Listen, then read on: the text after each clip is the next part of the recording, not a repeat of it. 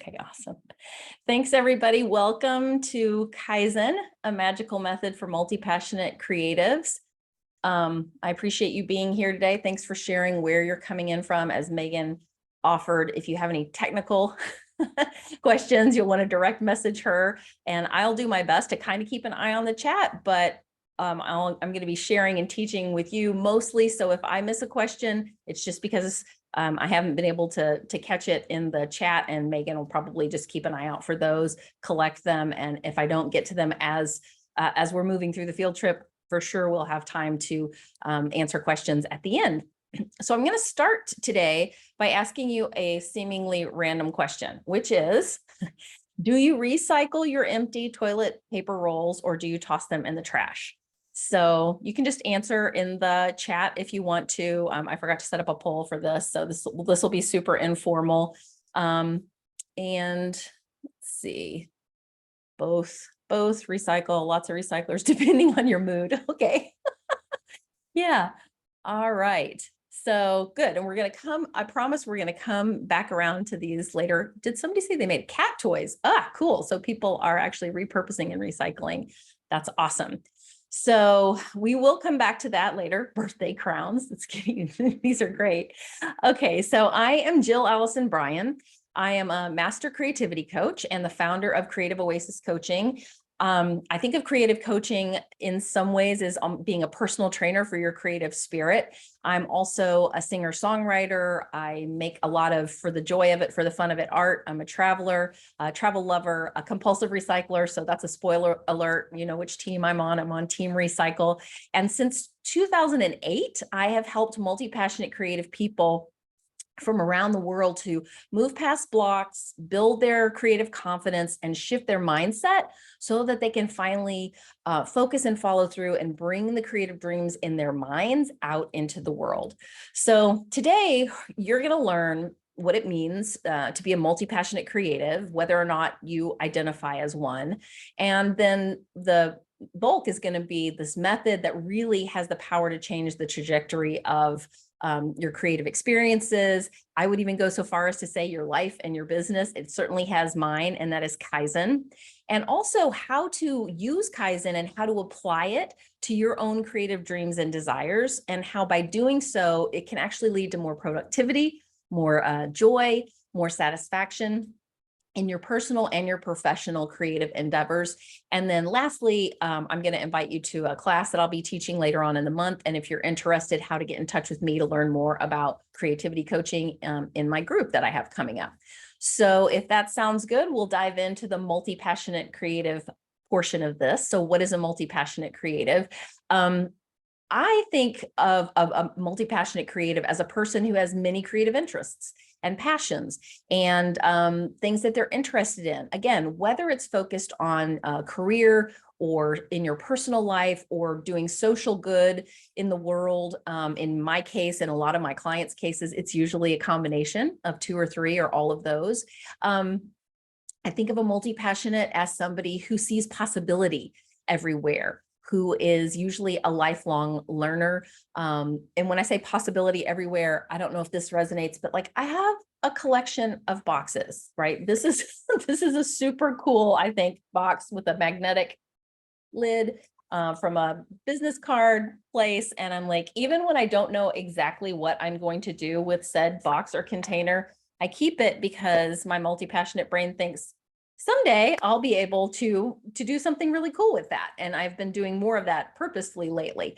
So, and sometimes because as lifelong learners, as people who are passionate about a lot of different things and enjoy a lot of different creative endeavors and experiences, sometimes we can have difficulty actually acting or turning our creative dreams into reality. So we have other box savers. That usually resonates with a few people, like boxes. Bottles is another one. Bottles and jars, especially cool looking jars. Like this is going to make a cool thing. So are you a multi-passionate creative? I'm assuming since you signed up and showed up today that you either have an inkling that you might be, or you know that you are. But I want to invite you anyway now to take a fun, simple very unscientific yes or no quiz that I created to kind of look into this a little bit deeper. And again, feel free to type your answers in the chat if you're a yes, or give a thumbs up on the screen or something like that if any of these resonate with you. So question number 1. Do you have anywhere from half a dozen to what feels like 5,697 creative projects, passions, and pursuits going on at any one time at all stages of development, from that first initial spark, wouldn't it be cool, to totally being complete and ready to pop the champagne? Yep. Okay, this resonates with a lot of people. Question number 2, do you see potential around you all the time? Like example, the boxes, right? We're saving boxes, we're saving cool things. We think someday I can do something with this thing because we see potential. Maybe we see potential in people, but that's usually a sign that you're a multi-passionate creative. Question number 3, do you often or sometimes feel overwhelmed by the sheer volume of creative ideas that are whirling around in your brain? Yes. And I think this is true for a lot of us because we haven't been given the tools to deal with with something that is really actually a gift. So I think of being a multi-passionate creative, myself and the people that I work with, as truly being a gift to the world, to have a brain that sees that much possibility. Question number 4, if this is something, sometimes you do feel overwhelmed, does that overwhelm sometimes lead to paralysis, as in you don't take any action on your creative projects, and then instead, though, you might, listen to your brain's well-meaning advice to take other actions, like do a TikTok challenge, or, reorganize your refrigerator, or binge watch something on TV. So again, that's pretty typical to have some of that paralysis when we have so many options. And then question number 5, do you sometimes have trouble with the focus and the follow through, because when you hit a bump in the road with one creative project, it just feels easier to jump ship and hop over to one of the other, hundreds or 5,697 creative ideas that you have, rather than to stay the course and figure it out? And I saw somebody, I usually get this question, and I just caught it out of the corner of my eye over here about ADHD. And while I think I have a couple of clients that are ADHD identify that way, I want to say that, like, I really do think that you can be multi-passionate and have ADHD, or, that they don't preclude each other, but also that it doesn't necessarily mean that. Like, I think really and truly being passionate and seeing possibility in a lot of different things, that you can have those experiences and not have ADHD. Not that it's right or wrong, but just to share that. So if you said yes to any of those questions, which it looks like most people did, then welcome. Join me in the Multi-Passionate Creative Club. I think, again, I look at it as a blessing and not a curse. And especially once I learned how to work with it and not have it hold me back, or feel like it was something that I needed to change or fix about myself. So sometimes people are surprised when they hear that as a creativity coach, that I work with all kinds of creative people, not just visual artists, musicians, writers. And it's really one of my missions in life to broaden the definition of what it means to live a creative life, to invite more people into this. You're here through Creative Mornings, so right, I'm sure that you in some way relate to being creative, or think of yourself as creative, or maybe even aspire to be creative. Then welcome. That is awesome. I think the more people on the planet who do think of themselves as creative and think that creativity is available to them, the better we'll be. The more options we'll have, the more solutions that we'll come up with, and the more innovation that we're going to be able to spark. And boy, do we need it, right? In so many ways. So I just want to give some examples of other ways, like just in the past few years, multi-passionate creatives that I've worked with. And if any of these things, relate to you, or you're like, oh, that's me, I'd love to know. So designing and selling jewelry, teaching improv workshops. I had somebody that renovated a historic farmhouse, and turned it into a bed and breakfast, gardening, creating short films, writing all the things, books, blogs, memoirs, articles, and screenplays, creating groups to promote social justice, growing a photography business, leading diversity and inclusion trainings, all types of coaches, meditation, social media, creativity coaching. Yes, I do have artists, muralists, mosaicists, somebody who opened an online import shop, people that want to start podcasts, somebody who travels the world in an Airstream while writing, recording original music, journaling for the fun of it, creating satisfying routines, helping to run a nonprofit, starting a boutique ad agency, teaching meditation and yoga online. So perhaps one or two or a dozen of these different types of creative callings, is something that calls to you. And the question then becomes, how do you move forward with so many sparkly creative ideas vying for your time and attention? And how do you use your creative energy to create a satisfying and fulfilling personal and professional creative life? I always imagine it when I think about all the ideas that I have. I think I used to describe it myself this way. And so now with my clients, I talk about it this way as an idea tornado, right? Like just this like swirling realm of creative ideas and possibilities. And if you can relate to that, then again, I think that you can tap into this multi-passionate creative kind of feeling. So what I'm going to invite you to do first, and this is something that I invite my clients to do, especially when we first start working together or when they first come to me and they do have a lot of ideas. And in fact, this is something that I do regularly myself. It's a part of a process that I use. But the first thing that I want to invite you to do, because we only have a short amount of time here together today, so we want to try to get into it and find a thing that I can teach you some ways to use Kaizen with, is for the next 60 seconds, I want you to grab your paper or your journal and to just write down whatever comes to you in the next 60 seconds, which again, I'm sure if we had more time than that, you could have more things would come to you, but that'll be plenty to start with. Any creative dreams, endeavors, ideas that are currently whirling around in your brain, kind of vying for your attention, and write them on paper. So I'm going to be quiet and I'm going to set a timer for 1 minute while y'all write that down.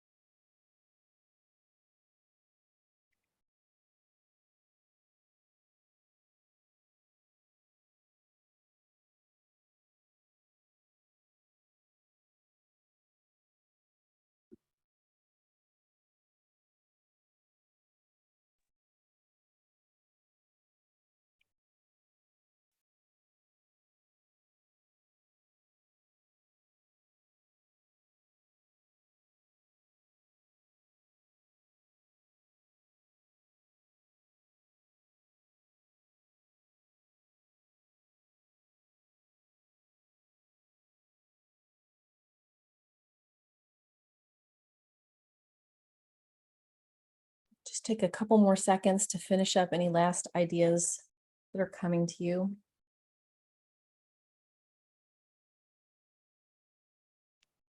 And I see that somebody else said they think of it as a pinball machine in their head or an idea volcano. And both of those I can relate to as well.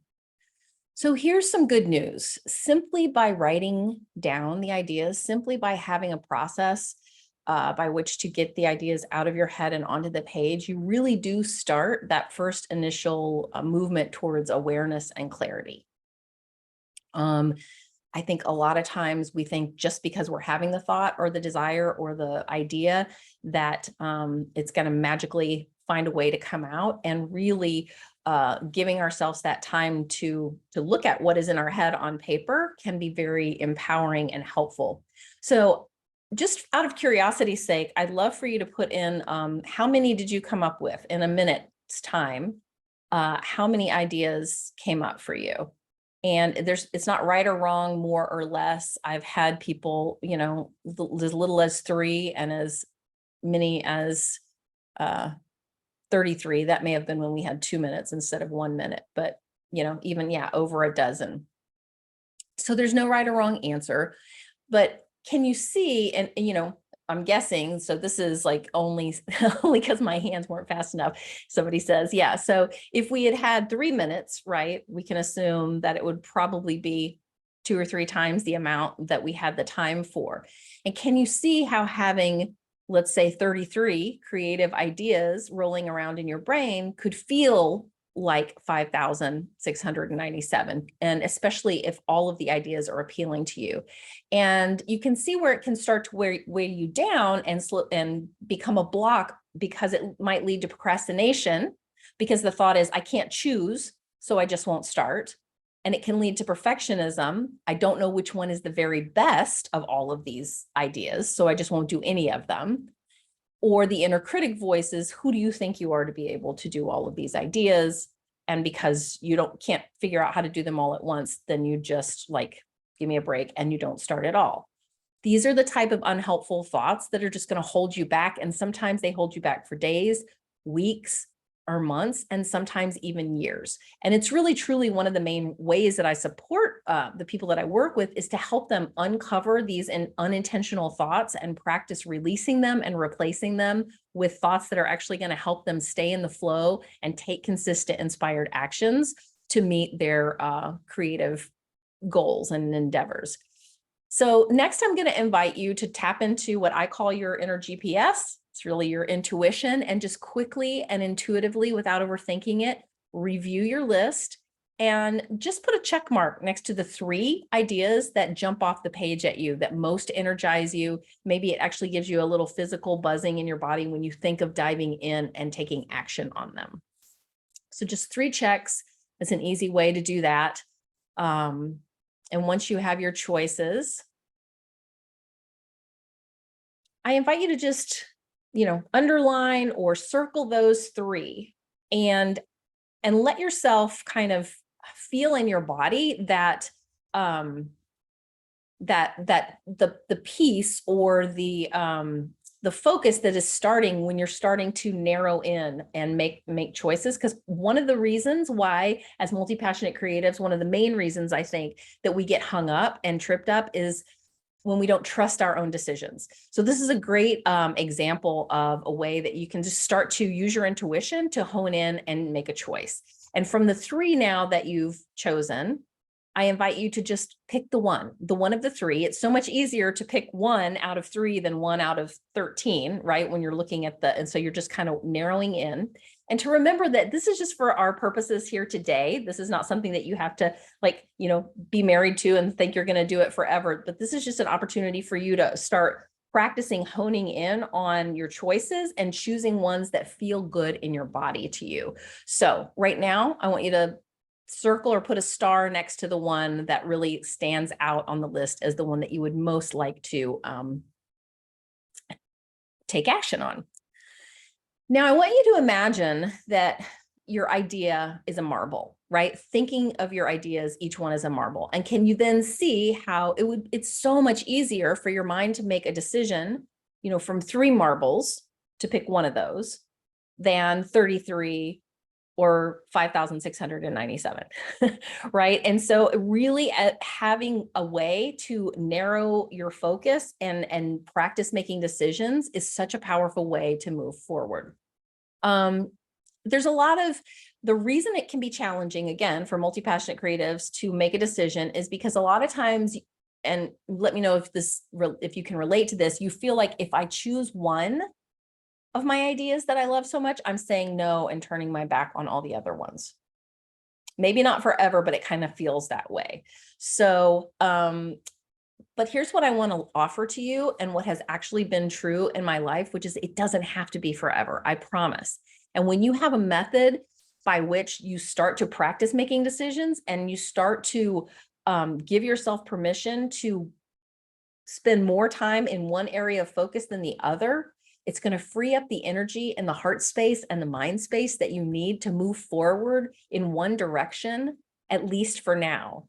And when you do this, what's so exciting is you give yourself permission to start taking action and moving forward on the nonlinear path of creativity.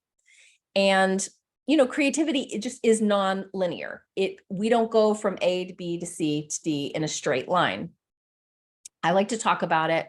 I say that living a creative life is like going from purple to Venus to Timbuktu by way of glitter. And you might not be able to see it on this little piece, on this little artwork, but somebody created this for me in a workshop years ago. And it says creativity, or living a creative life is going from purple to Venus to Timbuktu by way of glitter. If creativity was a mathematical equation, And there's a lot of creativity in math, don't get me wrong, but we could all just add indigo and gold brush strokes and stars and a certain size of brush and wind up with Starry, Starry Night. But thankfully, that is not how it works. There's a lot more magic and mystery to it than that. And oh, that's so interesting, Leah. I'm going to come back to that later because I actually let that line of thinking, basing my creative output on my mood and thinking I needed to be in a certain mood before I did, I let it hold me back. And when I started practicing showing up to my creativity before I was in the right mood for it, that's when everything kind of like really blossomed for me. And I became so much more productive and I think satisfied by what I was able to create. So you never know where your multi-passionate creative journey might take you. But if we let all of the overwhelm stop us from taking any action, then we're never going to know. And that's for sure. So the good news is when you keep showing up, when you keep practicing trusting your intuition and making choices and taking the next step, what's going to happen is you are going to be moving forward. And I promise you that more often than not, you're going to end up in places that are even more wonderful than you could have even imagined. This is certainly true for me. Back in 2006 or 7, I participated in an Artist Way group, The Artist Way by Julia Cameron. I know Megan has a podcast that's focused on that. What's it called, Megan? On the Way, in the Way, in the Way, in the Way podcast. Yes, I highly recommend it.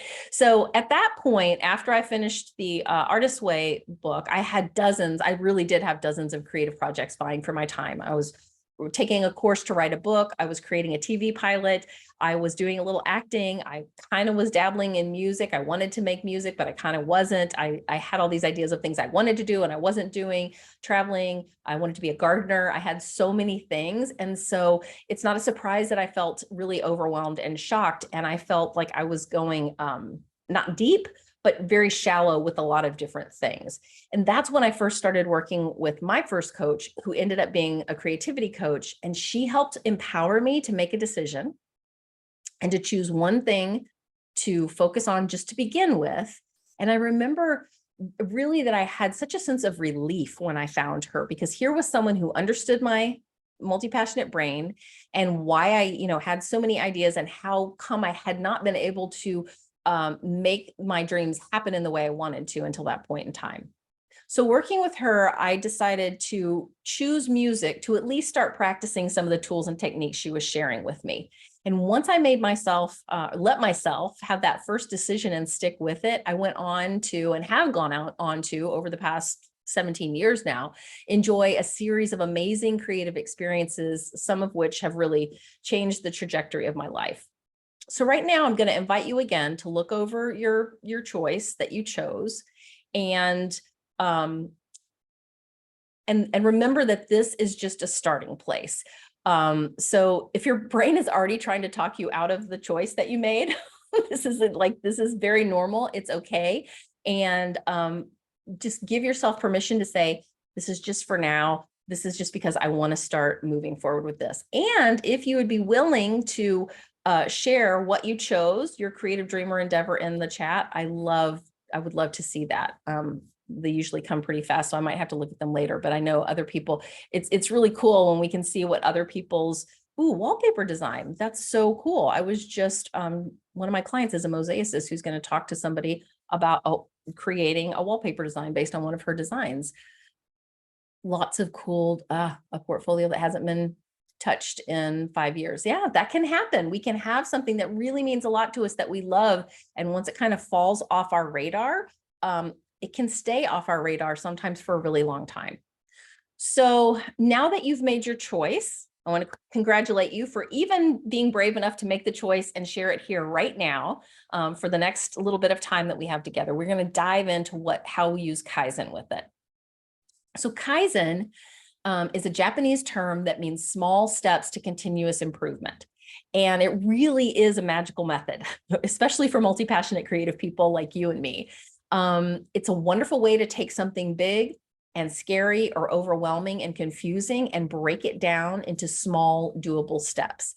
And in fact, I help the people that I coach break their creative projects down into I like to call it delightfully doable steps. So even laughably doable. And I'll share an example of writing a book just because everybody can kind of relate to that. But I want you to, as I'm using this analogy, I want you to kind of put your creative endeavor in and kind of substitute and see, okay, Jill's talking about this Kaizen and how to use it as it relates to writing a book, but how could I potentially use it for my creative endeavor? So you can start using it right away as soon as we get off the call for your own creative projects. So for example, if you came to me for coaching because you wanted to write a book, you're feeling stuck, you're currently not writing at all, I would probably ask, well, what do you think that it would look like? What would it take to be a writer, to feel like, yes, I'm doing this thing, I'm showing up and I'm writing this book?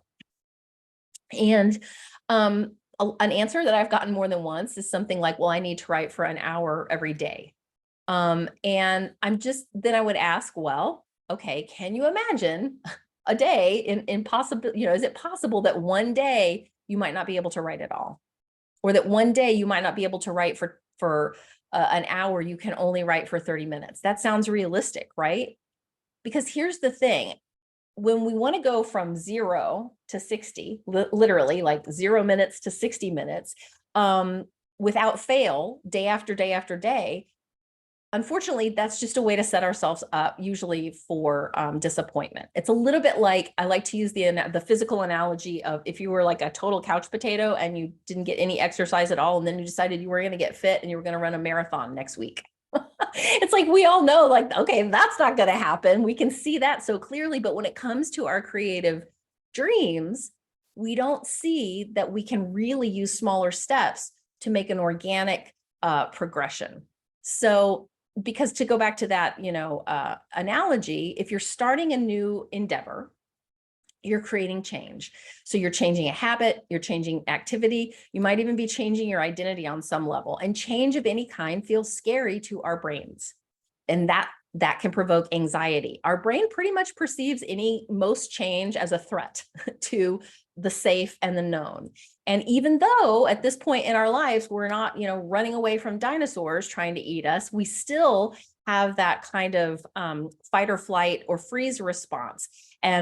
And the thoughts can be something like, I might fail, I might mess it up, I might mess up my equilibrium.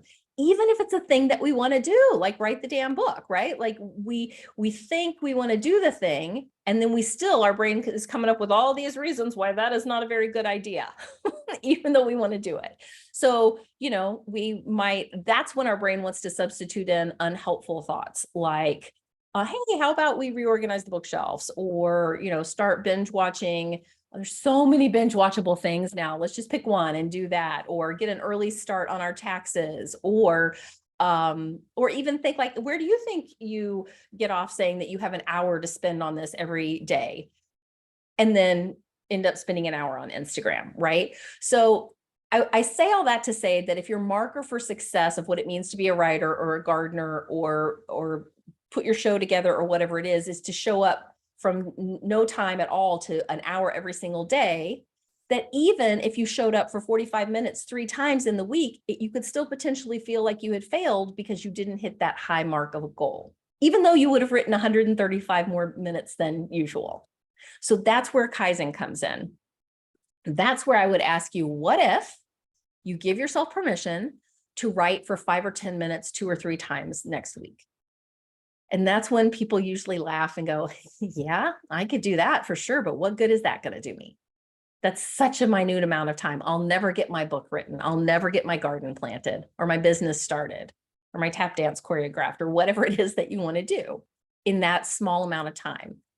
That's great. If you have that response to it, that means we've discovered the delightfully doable step for you. And that's a fantastic place to start because it feels laughably doable, which means that it feels doable enough that your brain isn't going to default into the fight or flight mode and hightail it to find fun cat videos or whatever else is like potentially going to feel better in the moment.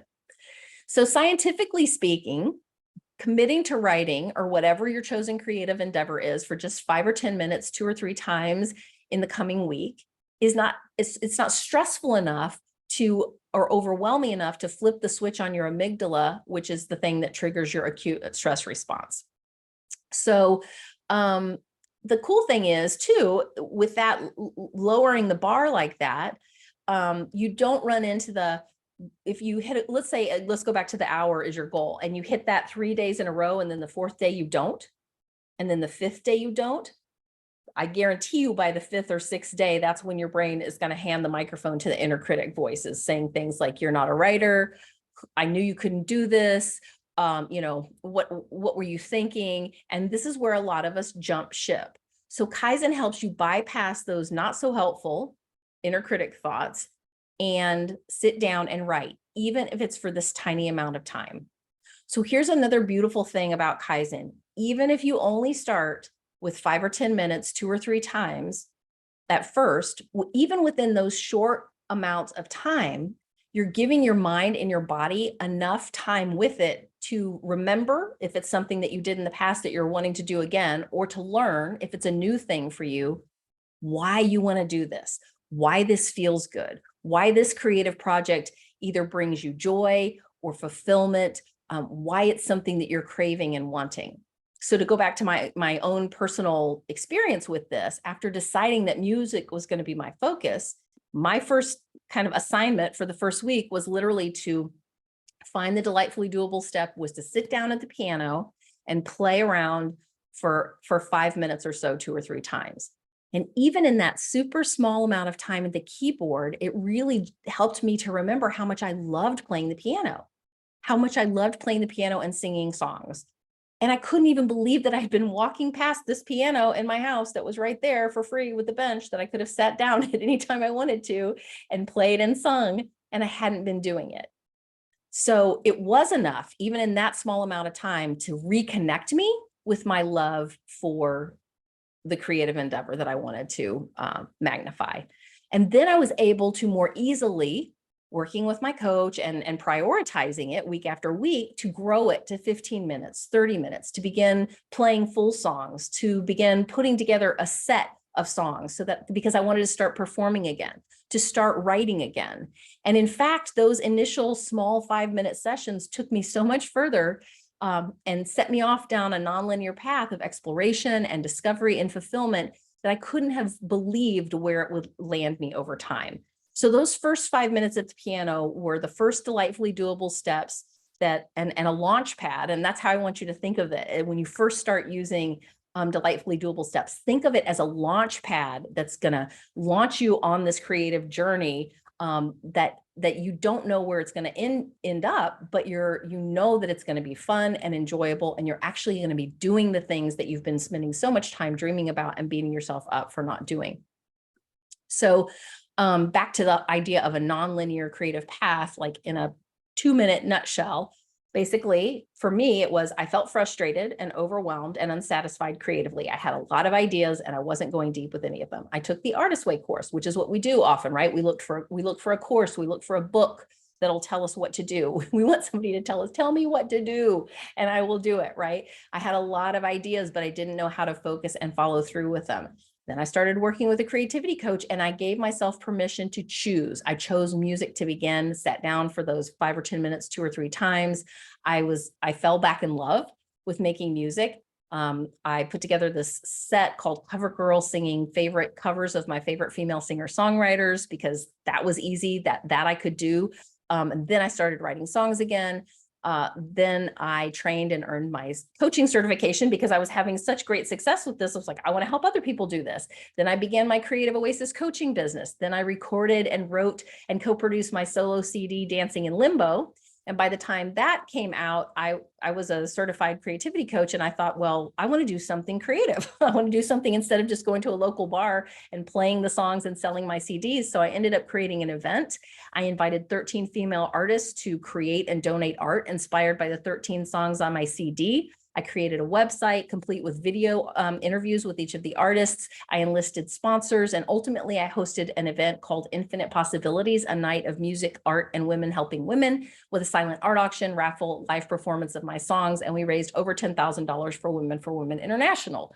Now, the reason that I like to share that story is not to toot my own horn, but to say, I promise you, that at that point I was like, 40 something, like I was a grown ass woman. I had never done anything like that in my life. I had never done anything that had that many moving parts to it. I may have had dreams about doing things like that, but for me to be able to actually focus and follow through and get the help that I needed to make that happen was remarkable. And I give all the credit to the tools that I was able to learn, and Kaizen being one of the main ones that started it for me. Now that was in 2011, 2010. Gosh, time is melty and time is flying, but I think it's about 12 years ago. And since that time, I've gone on to create and share a multitude of classes, workshops, and retreats. I've created other and participated in other philanthropic kind of things with my creativity to raise money for causes that I care a lot about. And after my divorce 5 years ago, I grew my part-time creative coaching business that I loved and grew it into a thriving mortgage paying full-time career. And the reason that I take that whole nonlinear journey with you from first 5 minutes at the piano to where I am now with my full-time career is my belief is that it truly began with me giving myself permission to make the decision of where to begin and then to sit down for 5 minutes 2 or 3 times in that first week. Because it was obviously only the first of many decisions that I had to make, but it set me off on a path that I wouldn't, and a trajectory that I would not have otherwise had I not given myself permission. So now it's your turn. I want to invite you again. I'm going to set another timer for another 60 seconds. And I want you to look at your creative endeavor that you've chosen and grab your pen and paper and come up with as many delightfully doable steps as you can think of that you will need to, want to, and get to take in order to see the creative endeavor that you've chosen through to completion. It's going to be obviously wildly different for everybody, depending on what your dream is that you want to see come through for you. I also want to give you a little helpful hint, and hopefully this will help relieve the pressure when you're coming up with your delightfully doable steps.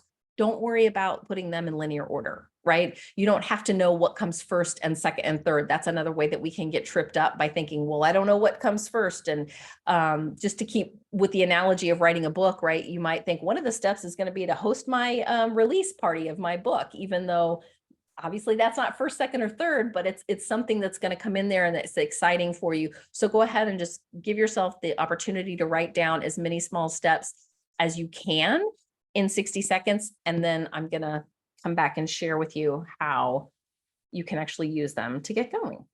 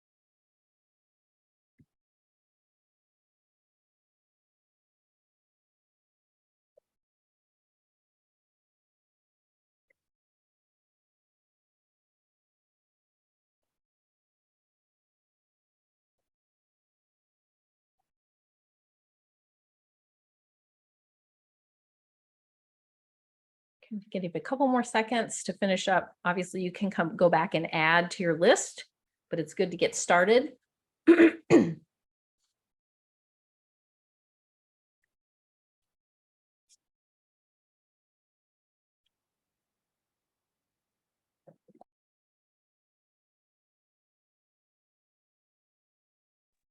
All right. I'm on the tail end of getting over something. So I think, especially in the West, I think most of us are not used to thinking of things in terms of smaller. We tend to be like a bigger, better, faster now kind of society here. Like what's the biggest bang for the buck is the kind of thing that you're going to hear. And I want to say that since I've been using Kaizen in my own life and with the people that I work with now for 15 years, it almost comes as second nature to me. So I can usually squeeze out from my clients will come with a list of like a half a dozen. And I'm like, okay, let's look at this even further under a microscope. And we can easily get like another half a dozen out. It just takes practice. So how did it feel to come up with your small steps? Not sure if I chose delightfully doable or to-do list. Well, I mean, in a way, it can be a to-do list, but hopefully a to-do list that's doable versus a to-do list that's undoable. Because I think a lot of times what we'll do is for example, right, we'll put something on our to-do list like finish my website. Finish my website as a step on our to-do list, right? And our brain is like so smart. It's going, we could spend a week on that. What do you mean that's a step? It's not, versus breaking it down into a really small step. Like, for example, researching which website hoster to use for 15 minutes. So I'm going to share some ways that you can use Kaizen. There's several different ways to help you, again, move past overwhelm and into action. And I'm so glad that I'm seeing that people are able some people were able to like have it felt liberating, definitely hard to figure out what is a doable step. So a doable step, I think one way you can check in with your body is, does it feel like, oh yeah, I can do that? Like no problem. Like it almost makes you laugh. Like that's a laughably doable, delightfully doable step. And here's several ways that can help you when you're coming up with your delightfully doable steps. One is you can always use time, right? So if you have a thing that, especially like a big project, like an overwhelming project, you can always say, I'm going to set a timer for 5 minutes, 10 minutes, 15 minutes, and just give yourself permission to focus on that one piece for that amount of time. And you can use other types of constraints, right? So for example, this is another kind of a step that I might see somebody put on their delightfully doable steps. Well, I'm going to stick with the analogy of writing the book. Research. Well, again, research, holy moly, people make whole careers out of research. So we can definitely research for long, big periods of time. So then the more specific you can get with it, the more constraints you can put around it, that's when your brain starts to calm down. So for example, if you're writing a book and you want to do research about environments or settings or location, you could even narrow it down from that. If you're going to set your book in Ireland, research famous Irish pubs. Research famous Irish pubs for 15 minutes. With each decision, with each constraint you make, your brain's going to be like, oh yeah, oh, we can do that, because it sees exactly how you're going to be spending the next 15 minutes versus like finish your website, write on your, research. What does that mean? So by telling yourself exactly what you're going to do and exactly how long you're going to do it, it's like your brain breathes. The way I feel is your brain breathes speak much. Your brain breathes a sigh of relief and is like, okay, I know what we're going to be doing for the next few minutes. You can also use Kaizen spatially. So a lot of times the people that I work with have an organization project they want to do. They want to organize their creative space, let's say. And again, even within that, you might say, okay, I'm going to organize my studio space. And the more you can use Kaizen in a spatial way, the more helpful it would be. So I like to use the example of saying, okay, if you have a studio with a lot of different bookshelves and a credenza and a work table and all these kind of things, you might say, I'm going to start with my desk, and I'm going to start with the upper left side of my desk with the first teetering pile of papers. So your brain's like, okay, like of all the stuff in this room that could potentially be organized and decluttered, I get to focus on this pile of papers. And then you can combine those two together. You can combine time, 15 minutes, with space, on 15 minutes on this portion of my desk.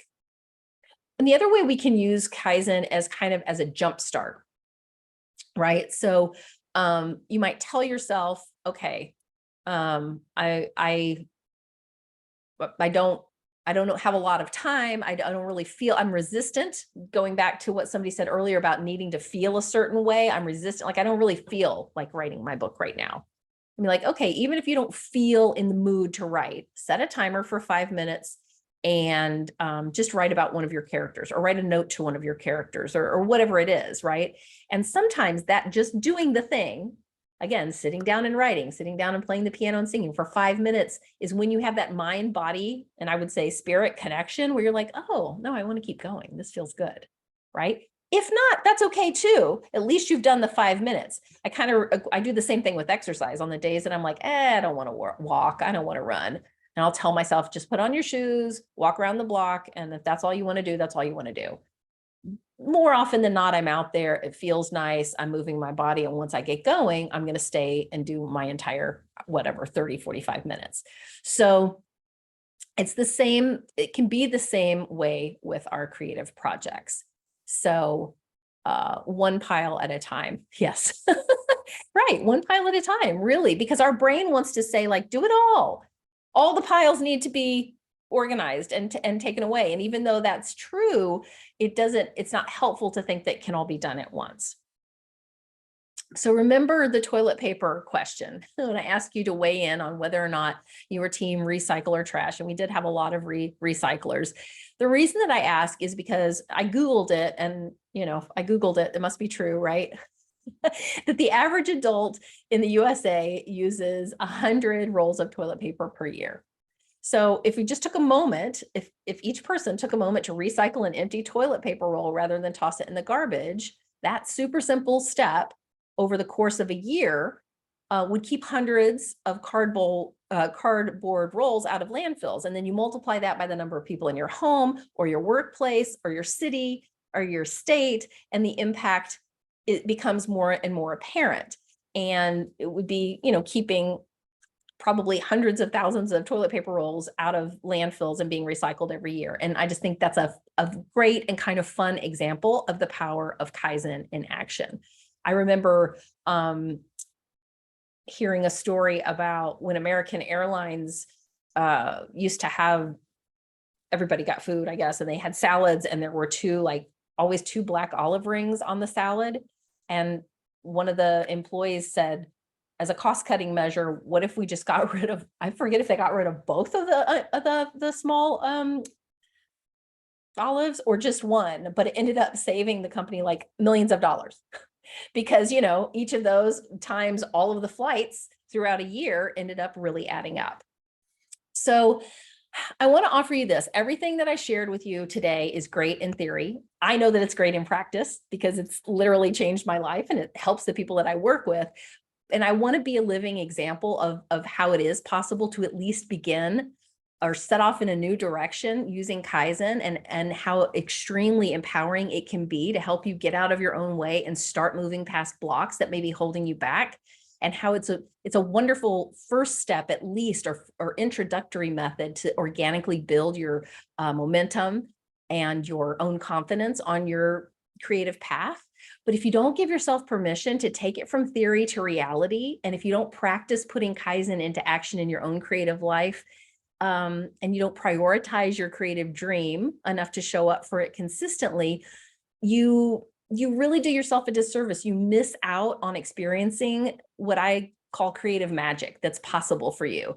So I really want to invite you in this. There's not a safer space on the planet than a creative mornings field trip. I feel like you're surrounded by your people. You're surrounded by people who understand your brain, who are like, yeah, I get it, sister. Like I've got so many ideas. So right now, right here and now, I invite you to choose a delightfully doable step and write it down. You can either schedule it, like calendar and commit it on the exactly when you're going to do it in the coming week, which some of my clients do, and it works really well for them. Or you can just say, this is my intention, right, is to take this small step 2 or 3 times in the coming week and share it in the chat. It's a great way to name and claim your creative dream and how you want to make it happen. So while you're writing it in the chat, I'm going to circle back to the book analogy one last time. You might write something like, I hereby give myself permission. I'm a big believer in permission to write character sketches about my character hanging out in an Irish pub for 10 minutes 2 or 3 times this week. And here's another thing that I'll offer, that if you have a habit of something you're already doing, it's great to tie something new that you haven't been doing before to that. So coffee drinkers, if we have any coffee drinkers in the house, maybe you tie your 10 minutes of whatever your creative endeavor is going to be to your first cup of coffee.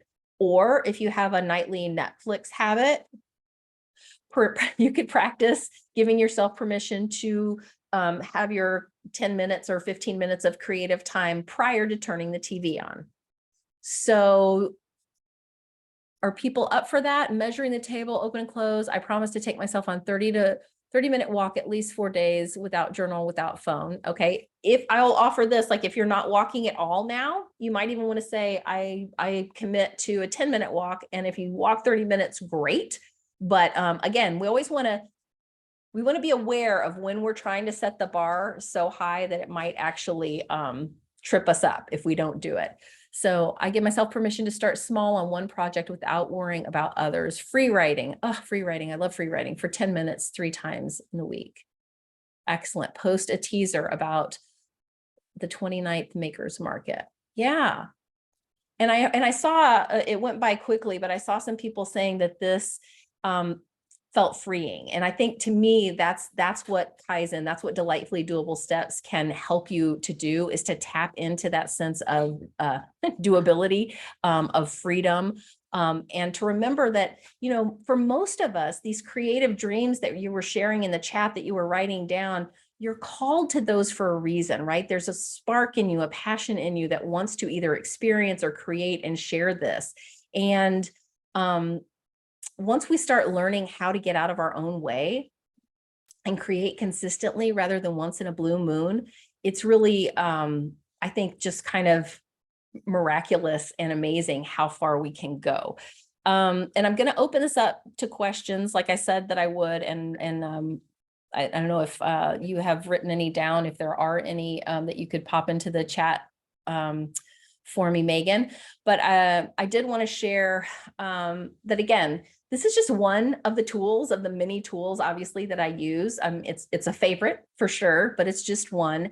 And if I had a magic wand that would instill instantly everything that I shared with you tonight, and it would like help you, or this morning, where depending on where you are, and you would be like, wake up tomorrow a new person with this habit instilled within you, I would. But here's the thing, I just want you to be aware of and give yourself grace and kindness to say, as you're learning a new practice, that it takes practice. There's a reason why we call it practice, that just attempting, like not beating ourselves up if we don't get to it when we said we were going to get to it, to giving ourselves permission to try again.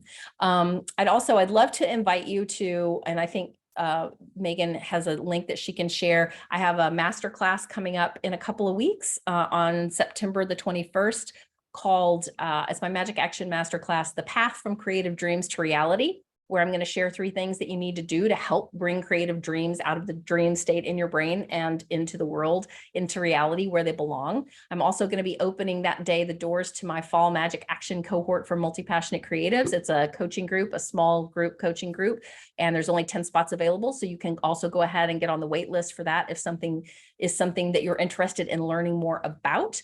And yeah, I think that's it. I think she also shared my Instagram handle and my LinkedIn, so we can connect there as well. Awesome. Can you say more about doing creative stuff? Even when you're not in the mood? Yes. So this was one of the first things when I started working with my creativity coach. I was like very invested in my story about how I wrote songs. I was like, first of all, I need a bunch of time. I need to be totally alone in the house. At that point, I had a young child and a spouse. And I want to feel a certain way. I probably want to feel moody. It was even better if it was raining, because if it was raining, then I was like, I could, light candles. And I had all these parameters around what it looked like for me to be in the right emotional space to write a song.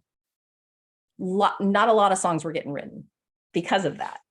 So when my coach offered to me, so what if, since not a lot of songs are getting written right now, what if you gave yourself permission to sit down and start playing around? That's what I did first, is to reconnect to the music, and see what comes. Because sometimes when we start, the inspiration comes.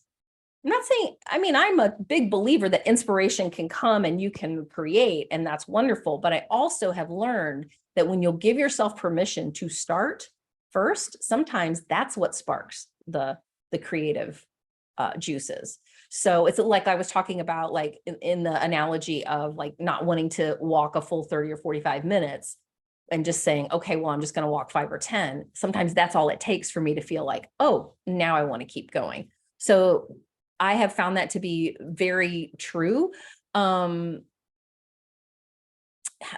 lose the mood after I do the proper planning. Also, then being aware of that, like anytime that we're aware of what's happening, that's a very specific thing, Kyla. You could say, okay, well, and I'm not sure what your creative endeavor is, so I'm not sure what your proper planning is, but sometimes also saying, can I give myself permission to, forgot to move my slide forward, sorry. Can I give myself permission to dive right in some way? Is there a way that I can start before all the prep and planning ahead of time? So that's one thing I'll share about that. This has been helpful to reset my stuck thinking. Yay, Laura Lynn, thank you. It's so hard to choose. Can we choose 2 projects?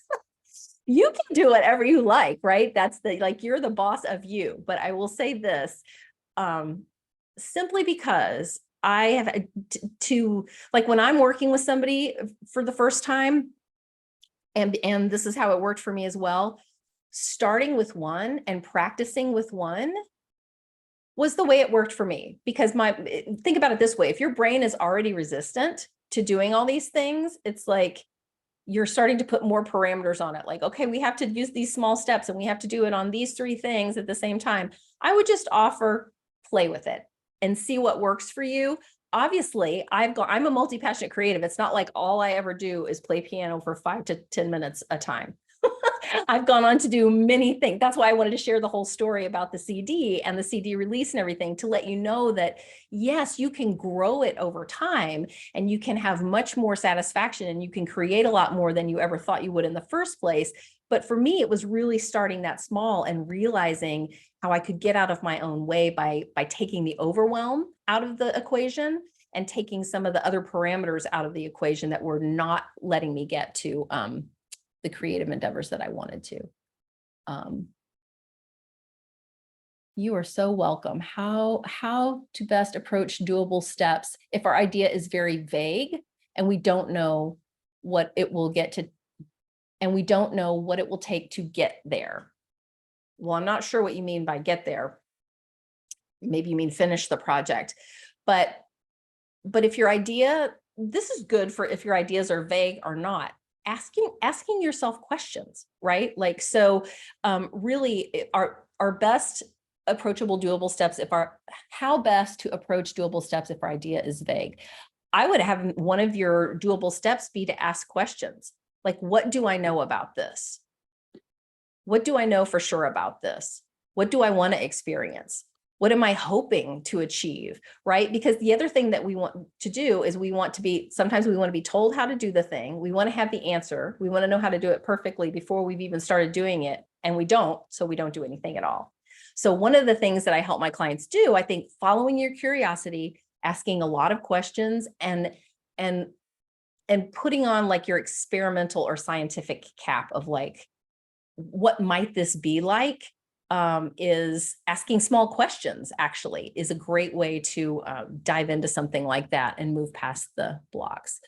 Oh, you're so welcome. You're so welcome. Thank you to everybody that came. Here's what if older ideas feel threatened by new ones, especially the ones that gave us our first creative identity? I honestly can relate to this so truly. I think that, like I told you, all the things, I had a TV pilot, a book I was writing, the music I wanted to do, like I had all these things. And I knew that at that point in my life, to try to give them all the same amount of energy and time and bandwidth was impossible. And I gave myself permission to start with the music. And I actually wrote letters to my other creative endeavors and just said, I love you. I really did. I was like, I appreciate you. You've brought so much to my life, and I'm going to try, I'm going to come back for you if it's right. And that really just kind of helped calm me down. And I felt like kind of put them on the shelf in a way that was felt good to me. So I'll offer that as something that you can possibly do. Oh, thank you. Let's see. Jill, we are at time. So I'm Okay. going to share all your links again. Yep, absolutely. And I'm going to unmute everyone so they can say goodbye and thank you.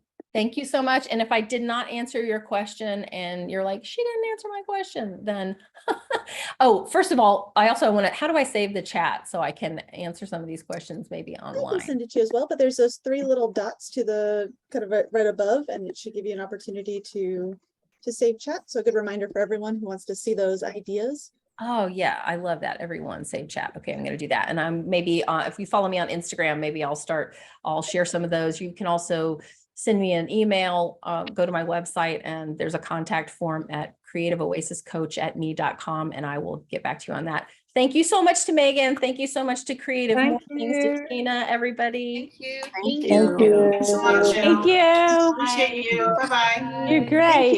Thank you. Thank you so much. Bye. Thank you. Closing us out in 3, 2, 1. Have a great day.